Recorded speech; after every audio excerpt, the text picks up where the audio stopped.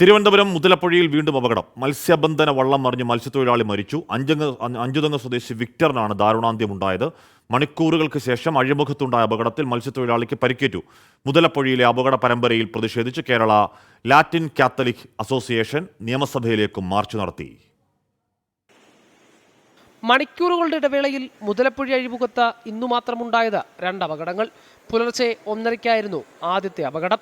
മത്സ്യബന്ധനം കഴിഞ്ഞ് മടങ്ങി വരവെ അഴിമുഖത്തുണ്ടായ ശക്തമായ തിരയിൽപ്പെട്ട് വള്ളം തലകീഴായി മറിയുകയായിരുന്നു.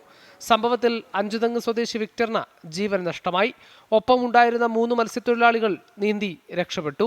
മണിക്കൂറുകൾക്ക് ശേഷം പുലർച്ചെ 5:30-യോടെ രണ്ടാമത്തെ അപകടം. മത്സ്യബന്ധനത്തിനായി കടലിലേക്ക് പോകവെ ശക്തമായ തിരയിൽപ്പെട്ട് വള്ളം മറിഞ്ഞു. അഞ്ചുതെങ്ങ് തോണിക്കടവ് സ്വദേശി സ്റ്റാലിനാണ് അപകടത്തിൽപ്പെട്ടത്. തിരയിൽപ്പെട്ടെങ്കിലും സ്റ്റാലിൻ നീന്തി രക്ഷപ്പെട്ടു. രക്ഷാപ്രവർത്തനത്തിന് മറൈൻ എൻഫോഴ്സ്മെന്റിന്റെ സഹായം ലഭിച്ചില്ലെന്ന പ്രദേശവാസികളുടെ ആരോപണം. അതേസമയം മുതലപ്പുഴയിലെ തുടർച്ചയായ അപകടമരണങ്ങളിൽ സർക്കാർ അവഗണന കാണിക്കുന്നുവെന്നാരോപിച്ച് കേരള ലാറ്റിൻ കത്തോലിക് അസോസിയേഷൻ നിയമസഭയിലേക്ക് മാർച്ച് നടത്തി. മരണം ആവർത്തിച്ചു നടന്നാലും കണ്ണു തുറക്കാത്ത ഭരണാധികാരികളാണ് ഈ അവസ്ഥയ്ക്ക് കാരണമെന്ന് ലത്തീൻ അതിരൂപതാ വികാരി ജനറൽ യൂജിൻ പെരേര കുറ്റപ്പെടുത്തി.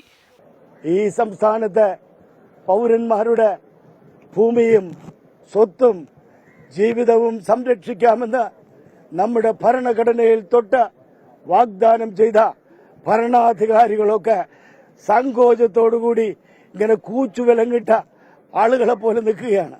ഈ പ്രശ്നങ്ങൾ പരിഹരിക്കാനായിട്ട് അടിയന്തരമായി കേരള സർക്കാർ നിയമസഭ നിർത്തിവെച്ച് ഈ പ്രശ്നം പരിഹരിക്കാനുള്ള മാർഗങ്ങൾ എന്താണെന്ന് ചർച്ച ചെയ്യണം. 24 തിരുവനന്തപുരം.